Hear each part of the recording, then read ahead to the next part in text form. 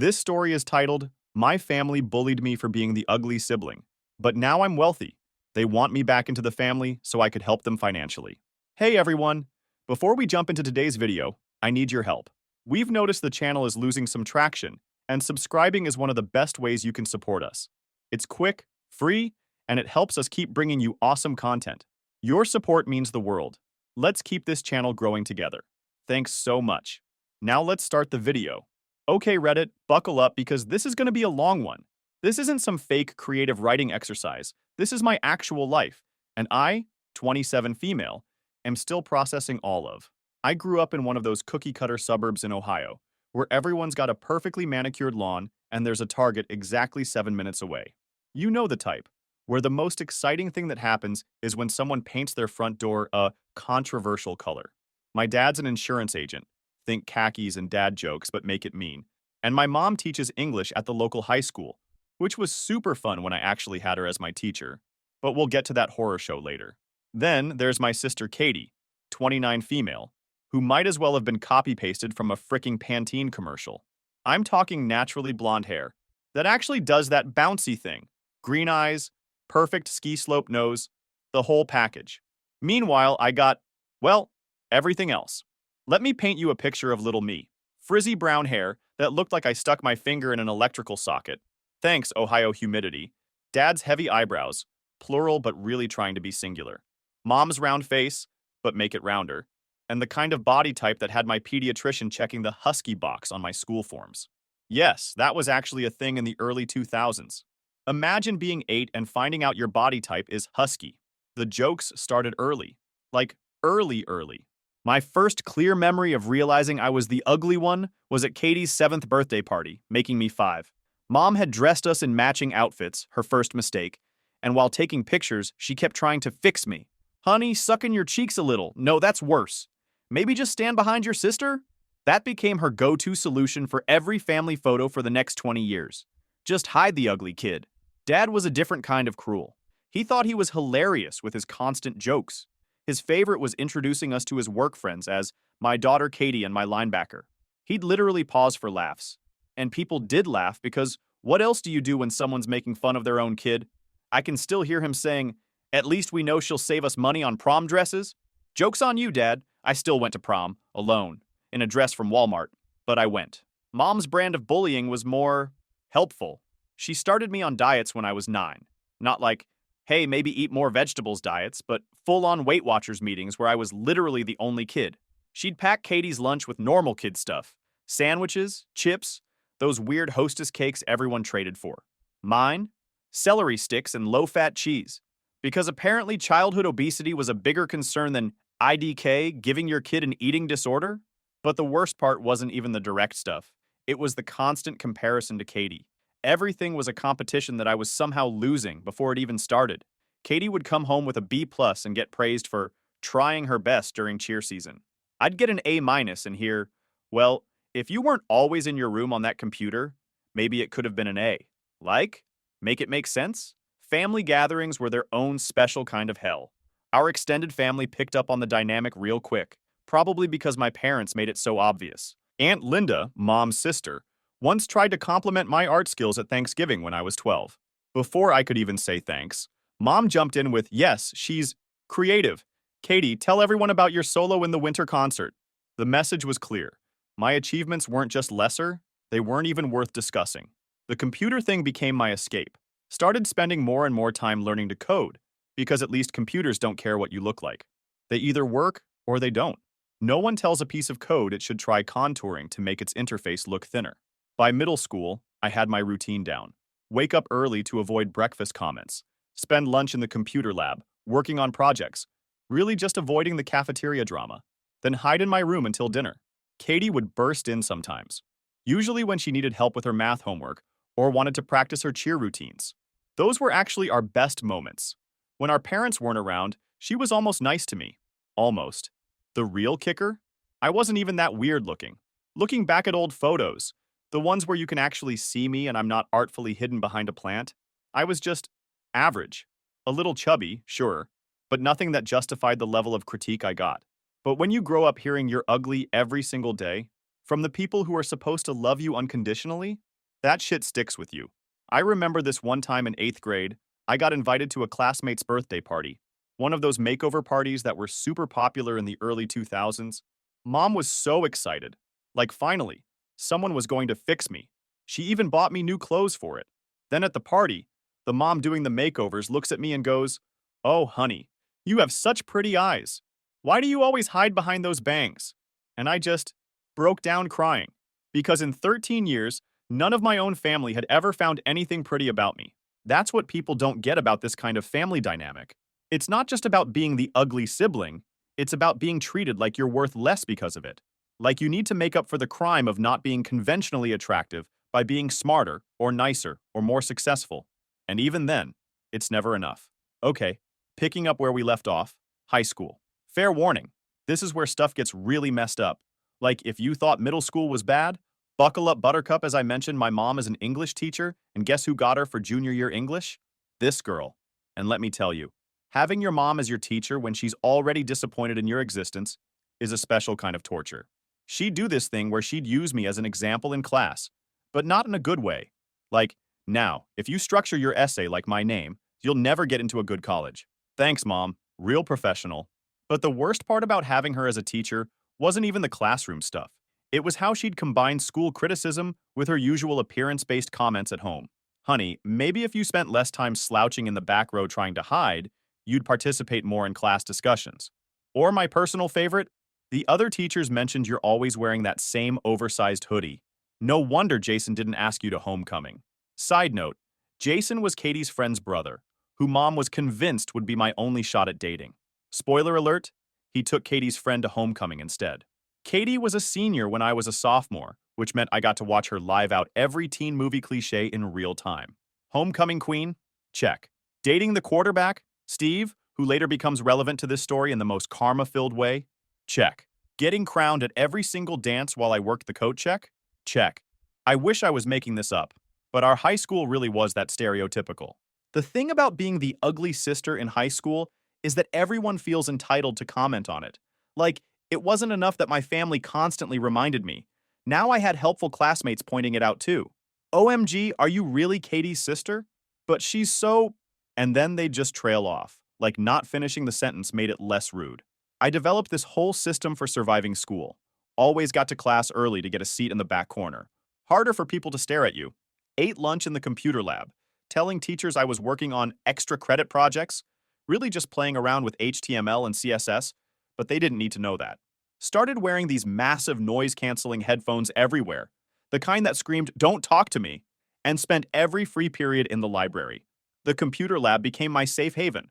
Mr. Rodriguez, shout out to the real MVP, was the tech teacher who actually saw something in me beyond being Katie's weird sister. He's the one who first showed me how to really code, not just mess around with basic HTML. Started teaching me JavaScript after school, saying I had a natural logic to my thinking. First time anyone had ever praised my brain instead of criticizing my body. But of course, my parents managed to ruin that too. Parent-teacher night rolls around, and Mr. Rodriguez tries telling them about my coding projects and how I might have a future in tech. Mom's response: "Oh, that's nice. But shouldn't she focus more on subjects that might help her find a husband?" Katie met Steve in AP Biology, you know. The absolute peak of high school hell was Katie's graduation. Picture this. I'm sitting in the bleachers with my parents, watching Katie give her valedictorian speech. Because of course she was valedictorian. She's up there talking about embracing what makes you unique and loving yourself. The same girl who once told me I should consider wearing a paper bag over my head for her sweet 16 photos because I was ruining the aesthetic. After the ceremony, during the family photos, where I was as usual strategically placed in the back, I overheard Mom talking to her friends. She was going on about how proud she was of Katie, then someone asked about me. Her exact words, well, at least one of them turned out right. "We're still hoping my name might grow into her features. Grow into my features. Like I was some kind of puppy that might eventually look less awkward. I was 16. Pretty sure my features were done growing. That summer was when I completely checked out of family life. Got a job at Computer Shack, one of those generic computer repair places at the mall, and picked up every shift I could. Started saving money in a secret account. Pro tip, never let toxic parents have access to your bank account. Learned how to build and repair computers, which was actually super useful later. The best worst part? My parents were thrilled that I was working retail. They thought it was me accepting my place in the world, or whatever. Mom actually said, "It's good that you're learning a trade, honey. Not everyone can be as academically gifted as Katie." Meanwhile, I'm in the back room teaching myself Python and dreaming of the day I could get the hell out of there. Senior year was just survival mode. Katie was off at college, some fancy private school where she could pursue her dreams of being a trophy wife. Spoiler alert, mission accomplished, temporarily at least. So you'd think things would get better. Nope. Now it was all, Katie's doing so well in college, and Katie's joined a sorority, and Katie's dating a business major now. I threw myself into coding, like full-on obsession mode. Didn't go to a single school event. Skipped prom, despite mom's hysteria about it being my last chance to feel like a princess, and spent every free moment either working or learning to code. Mr. Rodriguez helped me apply for scholarships behind my parents' backs because he knew they wouldn't help with college applications unless it was for their approved list of schools, aka wherever Katie went. The day I got my full-ride scholarship to state for computer science was the day I realized I might actually escape. My parents' reaction? "Oh, that's nice, honey. But are you sure you want to go there? Katie says the girls at state don't care about their appearance at all. You already struggle enough with that." Little did they know, their ugly daughter was about to level up in the most spectacular way.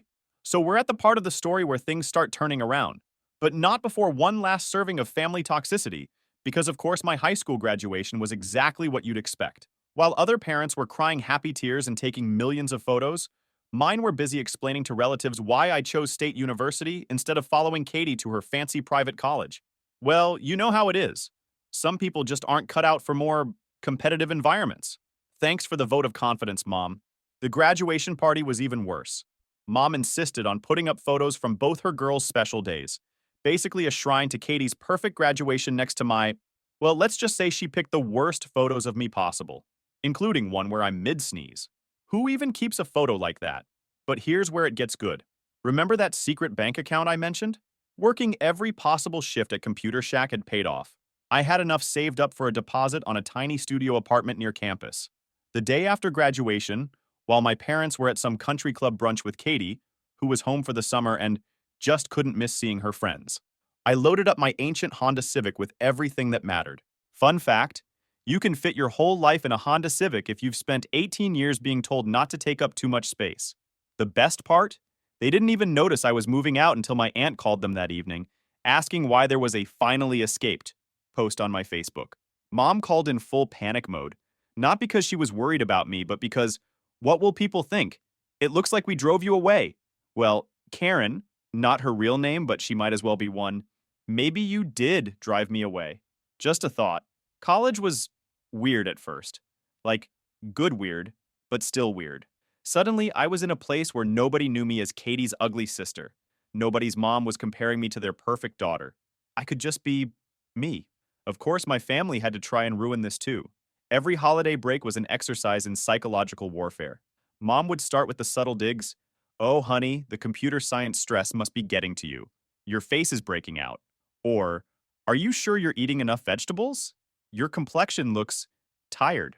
Dad's contribution was constantly asking if I'd met any nice business majors, because apparently coding was just a phase, and what I really needed was a husband to take care of me. This from the man who once told me I had a face for radio and a voice for silent movies. Katie would drop by during her breaks too, always with some backhanded compliment like, "You're so brave for not caring about your appearance anymore." Because apparently wearing jeans and hoodies to code instead of dressing like a Stepford wife in training means you've let yourself go. But here's the thing about being away from toxic people. Their opinions start mattering less and less. Every time I went home, their comments had less power. Maybe it was because I was finally doing well at something. Maybe it was because I had friends who actually liked me for me. Or maybe it was because I was finally starting to realize that being ugly wasn't actually the worst thing a person could be. Being cruel definitely ranked higher.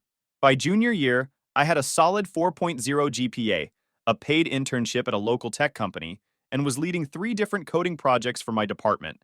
My academic advisor was already talking about graduate school opportunities. Life was looking up. Then came the incident trademark that changed everything.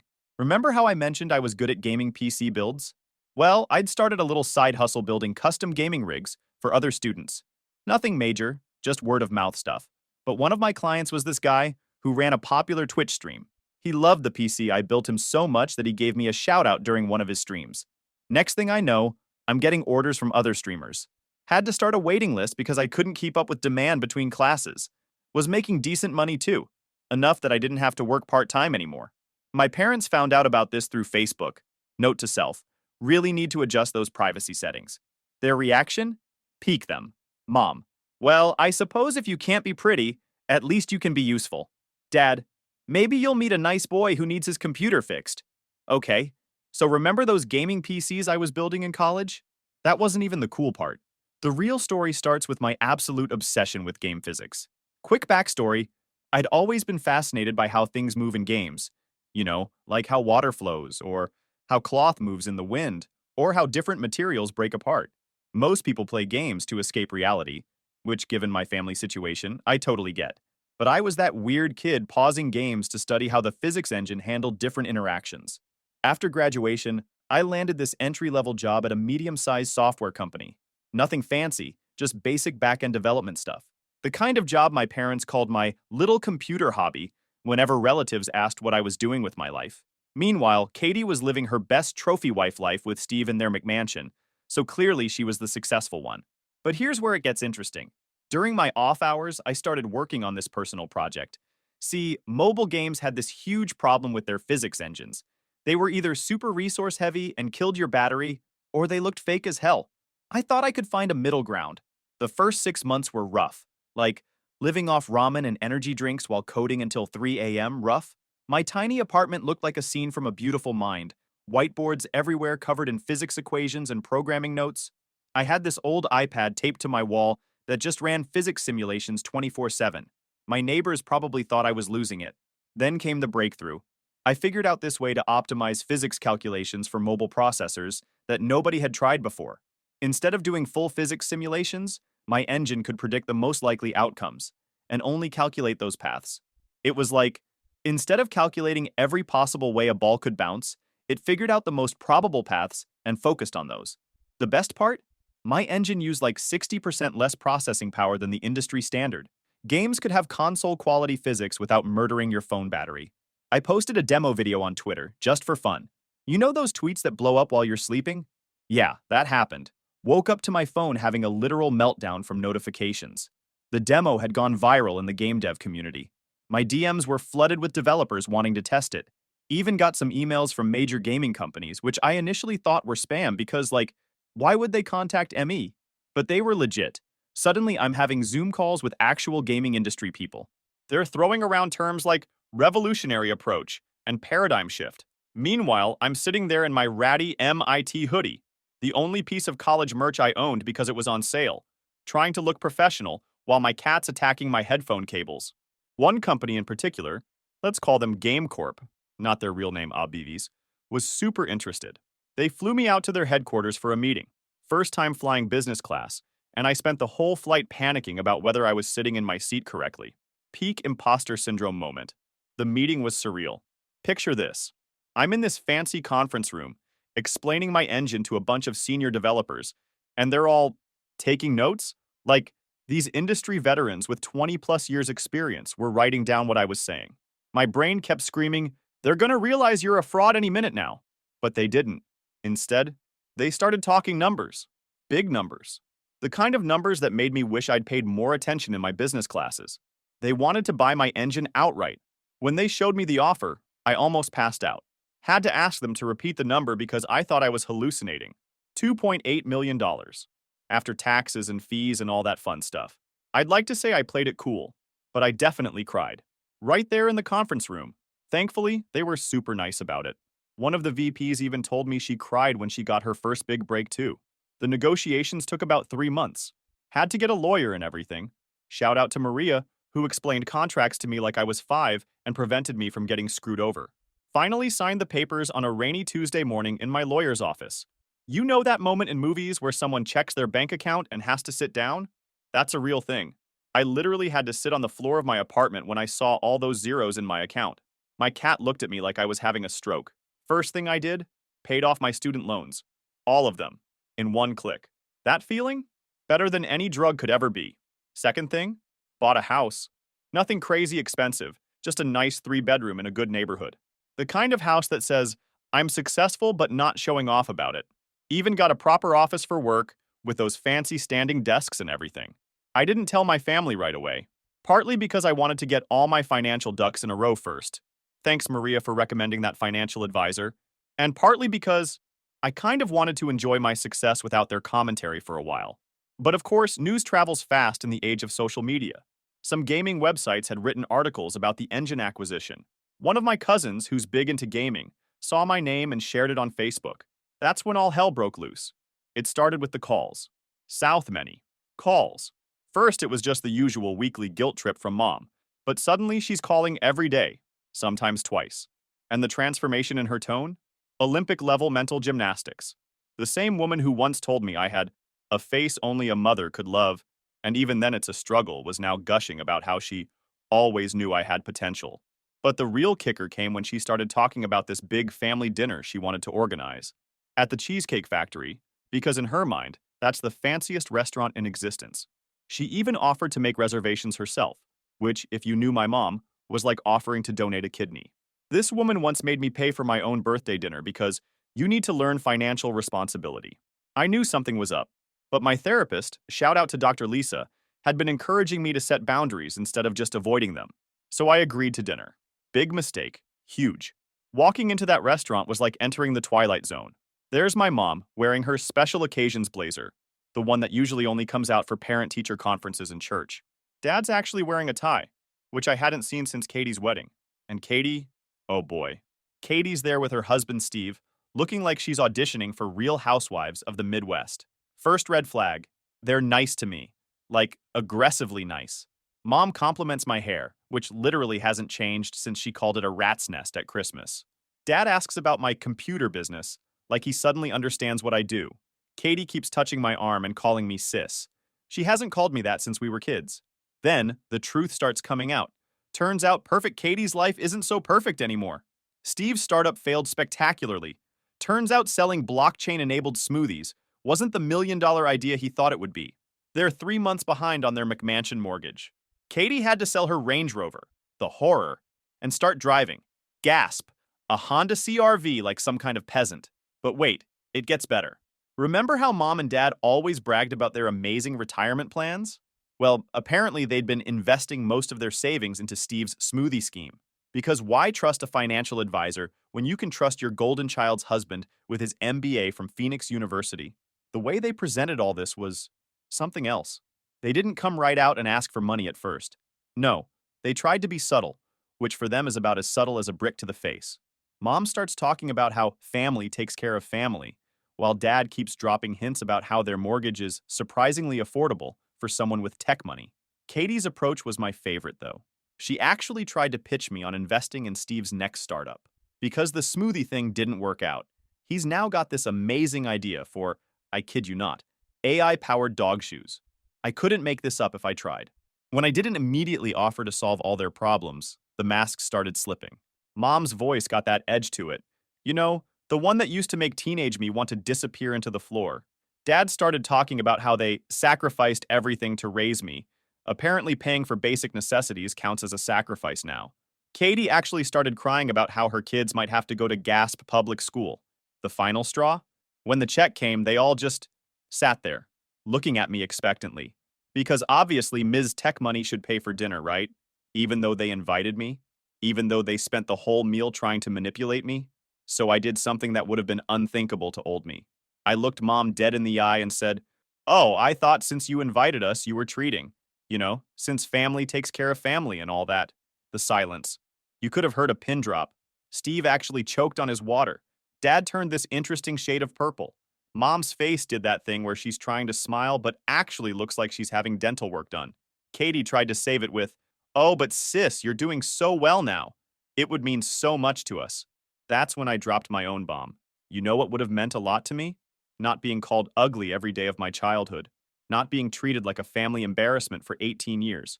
Not having my own sister pretend she didn't know me at school because I was too embarrassing to be associated with. Then I got up, dropped enough cash to cover exactly my portion of the bill, down to the cent, thank you, calculator app, and walked out. But not before hearing Katie whisper to Mom, "I told you we should have buttered her up more first." The text started before I even got to my car. Mom, how dare you embarrass us like that? After all we've done for you. Dad, your mother is crying. I hope you're happy. Katie, you're being really selfish right now. My kids are going to suffer because of your attitude? But my favorite message came from Aunt Sarah, who I'd been texting updates to throughout dinner. Proud of you, kiddo. Let them choke on their karma. Want to come over for wine and watch bad movies? This was just the beginning, though. They weren't done trying. Not by a long shot. But they were about to learn that the ugly duckling they picked on all those years, she grew up to have one hell of a spine. Final update. So many people have been messaging me asking for updates. So here's where things stand now. After that disaster dinner at Cheesecake Factory, my family went into full meltdown mode.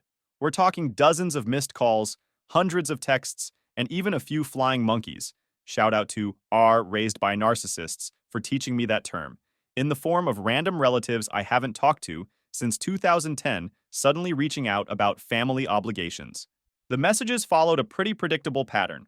First week, how dare you embarrass us like that? You're so ungrateful. Second week, your sister's children are suffering because of your selfishness. Third week, we're willing to forgive you if you just apologize and give us money.